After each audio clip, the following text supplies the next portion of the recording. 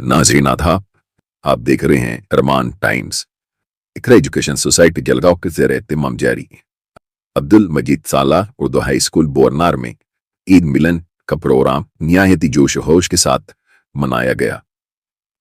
In charge headmaster Arif Mohammad Khan की रहनुमाई में मुनाकिद इस प्रोग्राम में मेहमान खुसूसी के तौर पर बोरनार गांव के पुलिस पाटिल शेखर भवर गुजर, प्राचार्य जेडी बचाव सर, केपी पाटिल सर रविया अहकत की।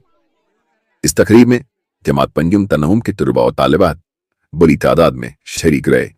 तलबा के लिए खुसूसी तौर पर शेख खुरमा और ताम का एहतमाम भी किया गया। इस मौके पर स्कूल के असातिज़ा में Roshan sir, Mazhar sir, Jawad sir, Firoz sir, Sadiq sir, Amir sir, Rabid sir वगैरह मौजूद थी।